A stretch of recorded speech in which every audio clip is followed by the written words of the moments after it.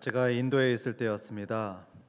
인도의 오리사 지역의 목사님들께서 저에게 성경을 가르쳐 달라고 부탁을 해와서 그곳에 간 적이 있었습니다. 그 오리사란 지역이 어떤 지역이냐 하면 2008년에 수많은 기독교인들이 학살을 당했고 또 교회와 집들이 불태워졌던 그런 위험한 지역이 오리사입니다. 현지인들에게도 위험하지만 외국인들에게 있어서는 더 조심해야 될 그런 곳이기도 했습니다. 물론 외국인 출입 금지 지역은 아니었습니다. 하지만 인도의 특성이 있죠. 인도의 특성상 언제 무슨 일이 일어날지 아무도 모르는 곳이 바로 그곳이었습니다. 그럼에도 불구하고 제가 거기에 갔던 이유가 있습니다. 그 이유가 뭐냐면 처음에 인도로 갈 때 저는 이런 다짐을 했었습니다. 세계에서 가장 복음이 필요하고 가장 위험하고 또 나를 가장 필요로 하는 데로 가자, 이렇게 다짐했었기 때문에 저는 그것도 초청을 받아 갔습니다. 출발 당일에 저는 가족들을 거실로 모았습니다. 다 이리 와라 모았습니다. 아무것도 모르는 초등학생 아들 둘이 있고 또 2살 배기 딸, 또 아내도 모였습니다. 아빠가 무슨 말을 할까 이런 표정으로 저를 이렇게 쳐다보는데 순간 울컥하는 마음이 속에서 들었습니다. 야, 이게 마지막일 수도 있겠다 이런 생각이 들어서 이렇게 말을 했습니다. 아빠는 지금 하나님 일을 하려고 멀리 간단다. 멀리 가는데 어쩌면 못 올 수도 있거든. 혹시 아빠가 없어도 엄마 말씀 잘 듣고 하나님 잘 믿어라. 그렇게 말하는데 목이 메어오고요, 눈물이 핑 돌았습니다. 그리고 한편으로는 이런 생각도 들었습니다. 이제 애들이 아빠 가지 마 하면서 엉엉 울겠지? 그런데 여러분, 그런 감동적인 드라마는 없었습니다. 아이들은 저를 말똥말똥 쳐다보면서 아빠 잘 다녀오세요 그러는 겁니다. 아내는 울 줄 알았는데 아내도 그러질 않고 여보 잘 다녀와요 그러는 겁니다. 서운한 마음이 확 들었는데 그런데 스스로 이렇게 위로를 했습니다. 다들 내가 얼마나 위험한 데 가는지 몰라서 그럴 거야. 모르니까 저렇게 안 오는 거야. 이렇게 위로하면서 쓸쓸히 집을 나간 적이 있었습니다. 그때 저는 처음으로 이 유언이라는 것을 진지하게 생각을 해봤습니다. 여러분에게도 그럴 때가 올 겁니다. 언젠가는 이 땅에서의 소풍을 다 끝나고 하나님께로 갈 때가 있을 텐데 그때 유언을 생각할 겁니다. 그때 여러분은 사랑하는 가족들에게 어떤 말씀을 하시겠습니까? 어떤 당부와 어떤 유언을 남기시겠습니까? 오늘 본문의 여호수아도 그런 마지막 순간을 만났습니다. 이 위대한 하나님의 종 여호수아도 어느새 고령이 되었죠. 110세의 노인이 되었습니다. 이제 하나님께 갈 날이 얼마 안 남은 것을 직감한 여호수아, 그는 지도자들을 불러 모았습니다. 지도자를 불러 모으고 마치 유언하듯이 그들에게 마지막 연설을 했습니다. 백성들은 분명히 이 위대한 지도자를 이 마지막으로 만나는구나 이런 마음에 울컥했을 겁니다. 주르르 눈물도 흘렸을 겁니다. 그리고 그의 입에서 나오는 한마디 한마디 말에 온 신경을 집중했을 겁니다. 과연 이 하나님의 사람의 마지막 말씀은 뭘까? 무슨 중요한 말씀을 하실까? 이렇게 귀를 쫑긋 세우고 들었을 겁니다. 이 여호수아의 마지막 메시지를 우리 오늘 함께 들어보겠습니다. 이 말씀에 담긴 하나님의 영원한 말씀, 그 사랑의 말씀을 우리도 듣고 은혜를 받고자 합니다. 들으실 때 우리 삶이 변화되고 도전받는 그런 은혜의 시간이 되시길 주님의 이름으로 축원합니다. 먼저 오늘 이야기의 배경부터 살펴보겠습니다. 1절을 보시면 이렇게 기록되어 있죠. 여호와께서 주위의 모든 원수들로부터 이스라엘을 쉬게 하신 지 오랜 후에, 그러니까 지금은 언제인가 하면은 전쟁이 다 끝났습니다. 전쟁이 다 끝나고 쉬는 때죠. 모든 전쟁이 끝나서 이제부터는 정착하는 데만 힘쓰면 되는 그런 평화의 시기가 이 가나안 땅에 찾아왔습니다. 그런데 여러분, 진짜 전쟁은요, 지금부터입니다. 이전보다 더 위험한 전쟁이 이제부터 시작됩니다. 왜냐하면 가나안 족속의 군대가 전부 다 진멸되었죠. 전부 진멸됐긴 했지만 민간인들은 아직도 곳곳에 남아 있습니다. 가나안 곳곳에 살고 있습니다. 그들의 우상들, 그들의 문화가 이들이 사는 마을마다 아직도 있었던 것입니다. 여러분, 요즘 우리 한류가 정말 대단하죠. 이 한류가 서구인들의 마음을 굉장히 매혹하고 있습니다. 요즘 보면 이 백인들이 저승사자도 알고 있고요, 또 찜질방도 그렇게 간다고 합니다. 요즘 난리가 아닙니다. 한류가 서구 문화를 압도해 가고 있는 이 시대입니다. 마찬가지로 앞으로 이스라엘 사람들과 가나안 사람들이 함께 살게 될 겁니다. 함께 살면서 이 이스라엘 사람들이 가나안 사람들의 문화, 그 음란한 문화와 그 우상 때문에 신앙을 잃어버릴 위험이 생겼습니다. 거룩을 잃어버릴 위험이 급격히 커졌습니다. 다시 말해서 창칼로 싸우는 그 힘의 전쟁은 끝났는데 그보다도 더 위험한 영적 전쟁이 시작된 것입니다. 오늘날 우리의 상황과 비슷합니다. 현재 우리 사회는 어떻습니까? 다양한 종교와 다양한 사상을 가진 사람들이 어울려서 살아가고 있습니다. 어느새 우리의 민족도 다문화 민족으로 변해가고 있습니다. 다행히도 겉으로는 평화롭습니다. 불교인도 있고 천주교인도 있고 개신교인, 무슬림, 이렇게 다양한 종교인들이 사는데도 서로를 해치지 않죠. 공격하지 않습니다. 평화롭게 공존하고 있습니다. 그런데 여러분, 겉으로는 이렇게 평화롭게 공존하면서 살고 있는데 사실은 우리의 삶의 곳곳에서 치열한 영적 전쟁이 벌어지고 있습니다. 어떤 식의 전쟁이죠? 우리와 우리 자녀들의 신앙을 무너뜨리려고 합니다. 무너뜨리려고 하고 우리의 가정과 교회를 흔들고 갈라놓으려고 하는 그런 마귀와의 영적 전쟁이 지금 치열하게 벌어지고 있습니다. 어느 때보다도 더 치열한 요즘입니다. 여호수아는 너무나 걱정스러웠습니다. 앞으로 이 이스라엘 자손들이 이전보다도 훨씬 더 중요하고 훨씬 더 힘든 영적 전투를 치를 텐데 그걸 생각하니까 평안하게 떠날 그런 마음이 아닙니다. 그래서 오늘 본문을 보면 크게 두 가지의 피 맺힌 조언을 해주고 있습니다. 이 두 가지만큼은 반드시 기억하고 반드시 지켜라, 이렇게 말씀하는데요. 그 첫 번째 조언은 이것입니다. 하나님을 가까이 하라, 이것입니다. 따라해 보겠습니다. 하나님을 가까이 하라.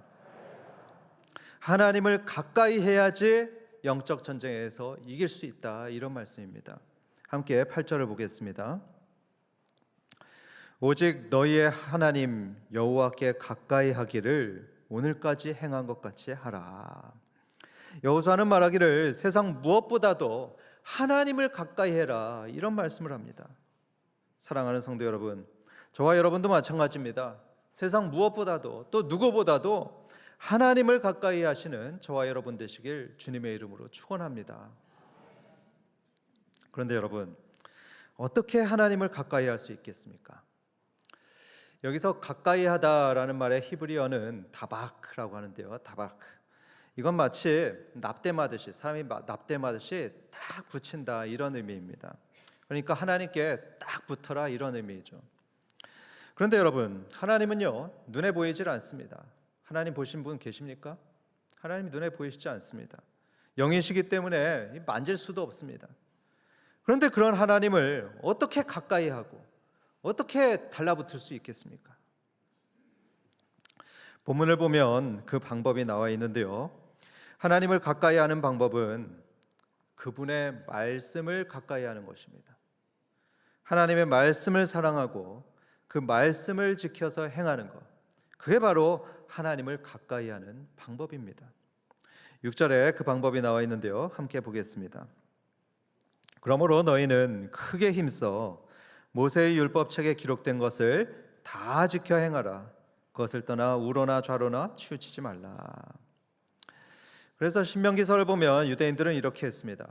하나님의 말씀을 가까이 하기 위해서 말씀을 이마에도 붙이고 말씀을 손에도 붙이고요, 또 문간의 문설주에도 그렇게 말씀을 붙였습니다. 그 정도로 유대인들은 하나님의 말씀을 항상 마음에 새기려고 했습니다. 그리고 또 말씀대로 살려고 애썼습니다. 그게 바로 하나님을 가까이 하는 실제적인 방법이었습니다. 이렇게 하나님을 가까이 할 때 우리는 복을 받게 됩니다. 하나님을 가까이 하는 사람은 복을 받게 됩니다. 저는 제 아들이나 저희 청년들, 아는 청년들한테 때때로 이런 말을 합니다. 교수님하고 친하게 지내라. 교수님한테 찾아가서 질문도 하고 또 커피도 좀 드려라. 이렇게 조언합니다. 왜냐하면 보통 교수님들은요, 자기한테 찾아오는 학생들을 좋게 생각합니다.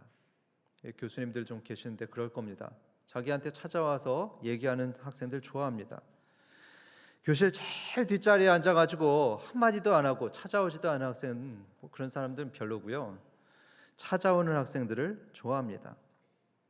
저도 그랬습니다. 제가 예전에 신대원에서 가르칠 때 쉬는 시간이면 찾아와서 말하던 학생이 있었습니다. 교수님, 오늘 수업 정말 도움이 많이 되었습니다. 감사합니다. 이렇게 말하는데요, 저랑 친해지려고 그렇게 한마디를 했던 것이죠. 그러면 저는 궁금해집니다. 이 학생은 어떤 학생인가 궁금해서 그 카톡 프로필 사진도 이렇게 쭉 보게 됩니다. 당연히 제 기억에도 오랫동안 남고요. 나중에 혹시 좋은 기회가 생기게 되면 그 학생에게 주고 싶습니다. 그런 경험이 있어서 저는 아들에게나 또 청년들에게 이렇게 말을 합니다. 교수님하고 친하게 지내십시오. 자주 교수님을 찾아가십시오. 그렇게 친해지게 되면 분명히 도움이 됩니다. 조언합니다. 하나님도 그렇습니다. 하나님은 전능하신 왕이십니다. 모든 만물의 통치자이시고요, 모든 복의 근원이 되시는 샘물과 같은 분이십니다. 그래서 그분으로부터 모든 지혜가 흘러나오고요, 사랑이 흘러나옵니다. 부와 능력과 권세가 그분으로부터 나옵니다. 그렇기 때문에 그런 하나님을 가까이 하고 그분하고 친밀해지면요, 그 사람은 반드시 복을 받습니다. 반드시 복을 받습니다. 시편에도 그런 말씀이 있습니다. 하나님께 가까이 함이 내게 복이라. 모세라는 사람이 있었습니다. 이 모세는 누구보다도 하나님과 친밀했던 사람입니다. 심지어 하나님께서는 이 모세를 친구로까지 여기기도 하셨습니다. 그만큼 모세하고 하나님은 친밀했죠. 한 번은 이런 일이 있었습니다. 모세가 시내산에서 하나님과 단둘이 만났습니다. 단둘이 무려 40일을 밤낮으로 대화했습니다. 아마 하나님의 말씀을 듣고 또 들었을 겁니다. 그러자 여러분, 모세에게 무슨 일이 일어났냐 하면요, 모세의 얼굴에서 광채가 났습니다. 모세의 얼굴에서 환한 광채가 나서 그걸 보고 사람들이 두려워할까 봐 얼굴에다 수건으로 가릴 정도였습니다. 요한일서 1장을 보게 되면 하나님은 누구시라 하냐면 하나님은 빛이시다 했습니다. 하나님은 빛이신 분이십니다. 이렇게 빛이신 하나님과 온전히 40일 동안을 함께하니까 모세의 얼굴에서도 빛이 났습니다. 광채가 났습니다. 근묵자흑이라는 말이 있죠. 그 말이 있듯이 빛이신 하나님을 가까이 하고 그분의 말씀을 많이 듣게 되면요, 사람의 심령이 변합니다. 심지어 얼굴까지도 변합니다. 얼굴이 환해집니다. 여러분, 사랑에 빠진 청년들 보셨습니까? 제가 청년들 이렇게 보면 저 사람은 요즘 사랑에 좀 빠진 것 같다, 이런 얼굴들이 있습니다. 사랑에 빠진 청년들을 보면요, 얼굴이 환합니다. 더 예뻐지고요, 더 사랑스러워집니다. 마찬가지로 하나님을 가까이 하는 사람은요, 하나님의 사랑을 느낍니다. 그러면서 심령이 변화됩니다. 유명한 신학자인 아브라함 카이퍼는 이런 말을 했습니다. 하나님과 점점 가까워져서 마침내 그 간격이 하나도 없어지게 되면 그게 바로 하나님을 만나는 순간이죠.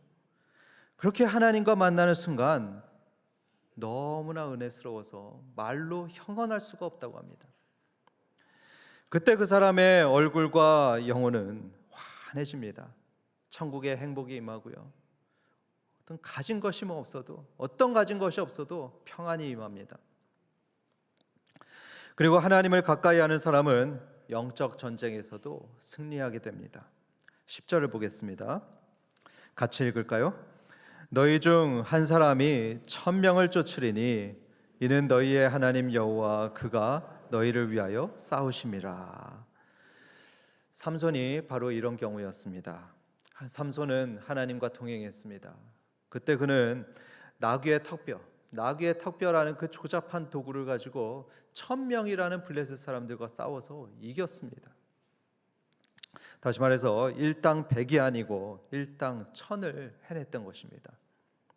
우리도 그럴 수 있습니다. 우리에게 성령이 임하시고 성령 충만함이 있게 되면 1000명도 감당하는 그런 능력의 인생이 됩니다.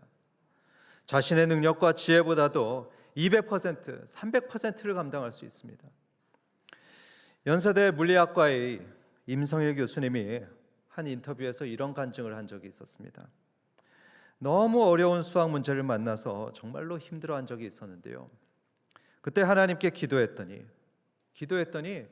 생각지도 못한 해법을 발견하게 되었다고 이분이 간증을 했습니다.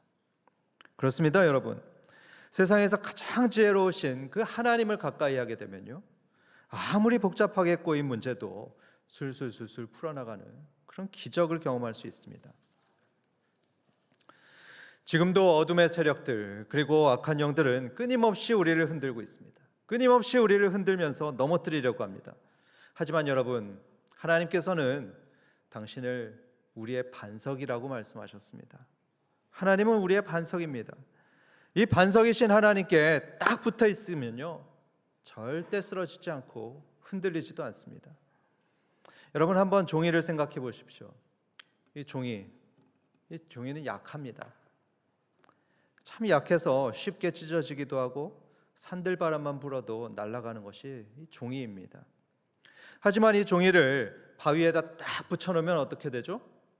그 종이는 날아가질 않습니다. 찢어지지도 않습니다. 마찬가지로 우리의 반석이신 하나님께 말씀과 기도로 단단하게 붙어 있게 되면요, 누구보다도 강한 사람이 됩니다. 어떤 인생의 풍파가 몰아쳐와도 끄떡없을 것입니다. 그래서 우리는 이 여호수아의 권면처럼 하나님께 가까이 가야 됩니다. 하나님을 더 가까이 하는 우리 한바 성도들 되시길 주님의 이름으로 축원합니다. 이제 여호수아의 두 번째 조언을 보겠습니다. 힘을 다해서 여호수아가 조언하고 있는 그 두 번째 내용은 우상 숭배자들을 가까이 하지 말아라, 이것입니다. 따라해 보겠습니다. 우상 숭배자들을 가까이 하지 말라. 7절 보겠습니다. 너희 중에 남아있는 이 민족들 중에 들어가지 말라. 그들의 신들의 이름을 부르지 말라. 그것들을 가리켜 맹세하지 말라.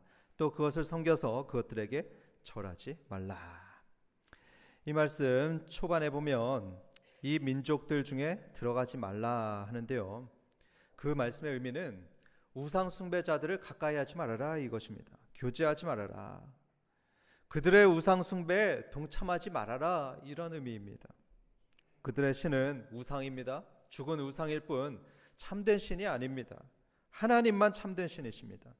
그렇기 때문에 절대로 그 우상 앞에 절하지 말아라, 하나님은 경고하고 계십니다. 12절에서는 더 구체적으로 말씀하시죠. 그들과 혼인하지도 말아라, 서로 왕래하지도 말아라 하십니다. 이런 겁니다. 만약에 옆집에 이 가나안 사람들이 산다면 그들과 혼례하지도 말고 결혼하지도 말고 거래도 하지 말아라, 이 말씀입니다. 일체 교제하지 말라는 아주 극단적인 말씀입니다. 솔직히 좀 심하게 들리죠? 그렇게까지 해야 되나, 이런 생각도 듭니다. 하지만 여러분, 그 정도로 가나안 땅의 우상 숭배는 굉장히 위험했던 것입니다. 위험한 것이 가나안 땅의 종교였습니다. 여러분, 한번 상상해 보십시오. 처음에 이스라엘 사람들은 아마 이랬을 겁니다. 옆집 사람을 보면서 이 옆집 사람들은 왜 저런 우상을 섬길까? 왜 저 목상 앞에서 절을 하고 있을까? 이상했을 겁니다. 그런데 가만 보니까요, 이 우상 숭배자들이 농사도 잘 짓죠. 애도 쑥쑥 났습니다. 많이 났습니다. 좀 더 풍요로운 것 같습니다. 여러분, 그럴 수 있습니다. 하나님도 일반 은총을 베푸시기 때문에 누가 우상 숭배자라 하더라도 그 사람이 성실하게만 일한다면, 열심히 살아가게 되면 심은 만큼 거두도록 은총을 베푸십니다. 그렇기 때문에 그 우상 숭배자들도 일시적으로는 풍요를 누릴 수 있습니다. 그런데 그걸 본 하나님의 백성들은 시험에 빠질 수가 있죠. 시험에 들 수 있는데 어떤 시험이냐? 야, 나도 한번 믿어볼까? 저 바알신을 섬기게 되면 비가 온다던데 나도 바알한테 가서 절을 해볼까? 이렇게 하나님을 배신하게 되는 시험에 빠질 수가 있습니다. 그리고 가나안 족속들의 그 제사의식은 굉장히 음란했습니다. 굉장히 음란했는데 그건 역시 이스라엘 사람들에게 위험한 것일 수 있습니다. 고대 바알신을 믿던 가나안 사람들은 이랬답니다. 마치 19금 영화에서나 볼 수 있는 그런 음란한 일들을 버젓이 그들의 신전에서 행했다고 합니다. 그러니 이 순진한 이스라엘 백성들이 호기심에 궁금해가지고 그걸 구경하게 되면 어떻겠습니까? 눈이 휘둥그레졌겠죠. 그러다가 야, 나도 한번 해볼까 이러면서 그 제의에 동참하게 됩니다.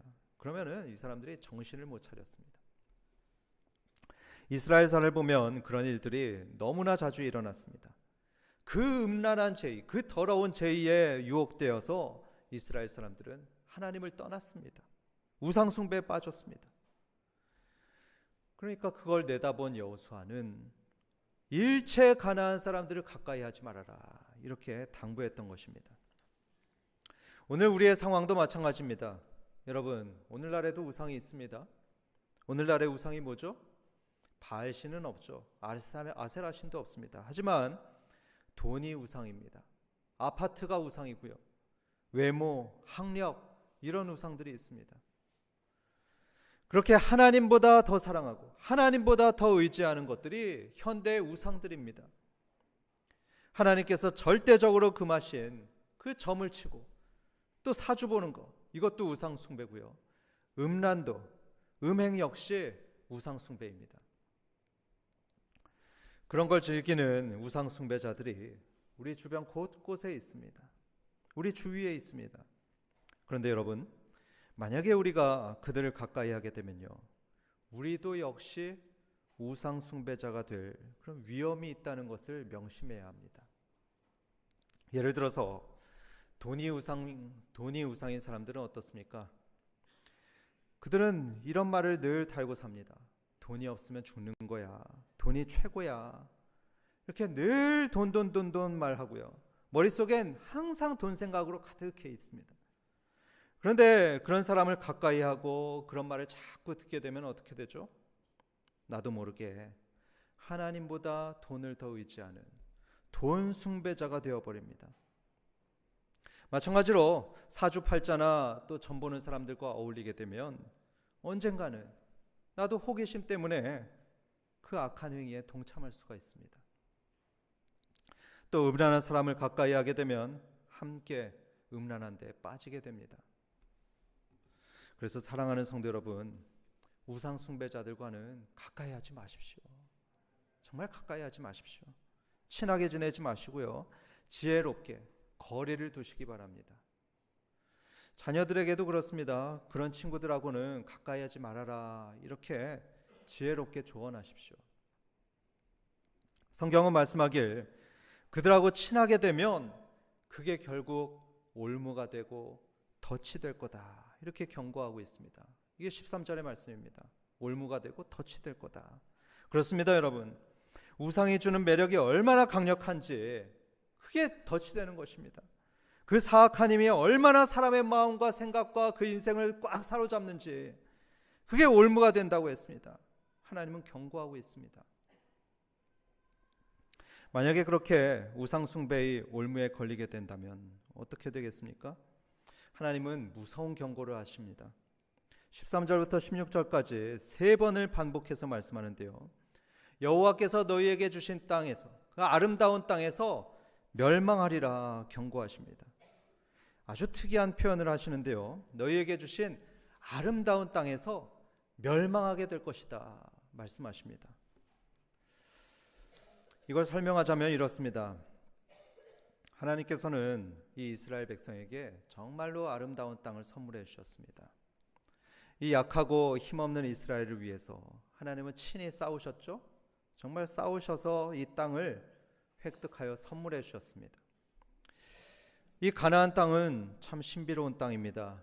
이 땅에는 산도 있고 초원도 있고 호수도 바다도 사막도 평야도 이 모든 게 다 있습니다. 그런데 이 아름다운 땅에 살면서 거기서 하나님이 아닌 이 우상에게 절하고 가까이하고 산다면 이 땅을 못 누리고 멸망하게 될 거다 하십니다. 여러분, 얼마나 아이러니한 일입니까? 아름다운 땅을 받았는데도 그걸 못 누리고 망하게 된다는 말씀입니다. 우리 역시 마찬가지입니다. 우리가 우상 숭배에 빠지게 되면 좋은 것들을 받았어도 그것을 누리지 못합니다. 망할 것입니다. 때때로 그런 안타까운 사람들을 봅니다. 그들은 재물의 복을 받았습니다. 풍족합니다. 그런데 그 풍족한 재물이 우상이 되어버렸습니다. 재물이 우상이 되어서 그 가진 것만으로는 만족하지 못합니다. 하나님과 이웃을 위해서 나누지도 못하고요. 조금도 쓸 줄을 모릅니다. 돈이 주인이 아니고 돈의 노예가 되어서 돈에 끌려다니는 불쌍한 사람이 되어버립니다. 결국엔 그 영혼이 돈 때문에 망합니다. 돈에 대한 끝없는 걱정과 근심, 더 가지려는 탐욕, 돈 때문에 생기는 의심과 불안, 이런 마음이 그 마음을 꽉 채웁니다. 그렇게 돈은 많은데 마음은 지옥인 그런 불쌍한 사람들을 종종 봅니다. 아름다운 땅에서 망하게 되는 그런 아이러니한 상황이죠. 다른 우상들도 마찬가지입니다. 만약에 하나님보다 우상을 더 사랑하고 더 믿고 의지한다면 나중에 하나님께서 그 우상을 멸하실 겁니다. 그 우상을 반드시 멸하실 텐데 그때 그 우상 숭배자도 함께 망하게 될 것입니다. 끝으로 우상 숭배자를 가까이 하지 말아라 이런 말씀을 들었는데요. 하지만 이 말씀은 그 사람들하고 완전히 단절해라, 도무지 관계하지 말아라 그런 뜻은 아닙니다. 현대사회에서 그것은 불가능한 일이죠. 우리는 그들과 대화할 수 있고요. 필요하면 거래도 할 수 있습니다. 바울 사도도 그럴 수 있다고 말했습니다. 그런데 중요한 것은 정신을 바짝 차리는 것입니다. 그들의 잘못된 가치관, 거기에 현혹되지 않도록 항상 경계하고요. 한 발짝이라도 그들의 우상 숭배나 그들의 음란한 행위에 발을 담그지 않도록 주의해야 됩니다. 그들이 속삭일 겁니다. 한 번만 해봐, 한 번만 먹어봐, 이렇게 은밀하게 속삭일 때에 우리는 거절할 줄 알아야 됩니다. 거절해야지 그들과 함께 망하지 않습니다. 덫에 걸리지 않을 수 있습니다. 우리는 명심해야 합니다. 우리의 신앙을 양보하면서까지 그들과 가까이 할 필요는 없습니다. 다시 말씀드립니다. 신앙을 양보하면서까지 가까워질 필요는 없습니다. 그렇기 때문에 유혹이 올 때 지혜롭게 거절하시는 복된 성도들 되시길 주님의 이름으로 축원합니다. 결론을 맺겠습니다. 여호수아는 생의 마지막 순간에, 가장 마지막 순간에 중요한 당부의 말로 이런 말을 남겼습니다. 하나님을 가까이 하십시오. 우상 숭배자들은 가까이 하지 마십시오. 우리 자신을 돌아보겠습니다. 과연 우리는 무엇을 가까이 하면서 살고 있습니까? 하나님입니까? 아니면 다른 무엇입니까? 여러분, 하나님을 가까이 한다는 것은 매일매일의 선택의 결과물입니다. 매일매일의 선택의 결과로 하나님과 가까워지거나 멀어집니다. 우리는 아침에 일어나서 폰을 먼저 보고 있습니까? 아니면 하나님께 기도합니까? 유튜브를 많이 보고 있습니까? 아니면 하나님의 말씀을 많이 봅니까? 이런 작은 선택들이 모여서 우리는 하나님과 가까워지기도 하고 멀어지기도 합니다. 그래서 여러분, 우리 오늘부터 하루에 10분씩이라도 하나님께 더 가까이 가겠다고 다짐하면 좋겠습니다. 그렇게 하나님을 더 가까이 하면 가까이 할수록 우리의 얼굴은 환해지고요, 영혼은 평안을 누리게 될 것이고요, 치열한 영적 전투에서 승리하게 됩니다. 그런 복된 인생을 사시는 한밭 성도들 되시길 주님의 이름으로 축원합니다.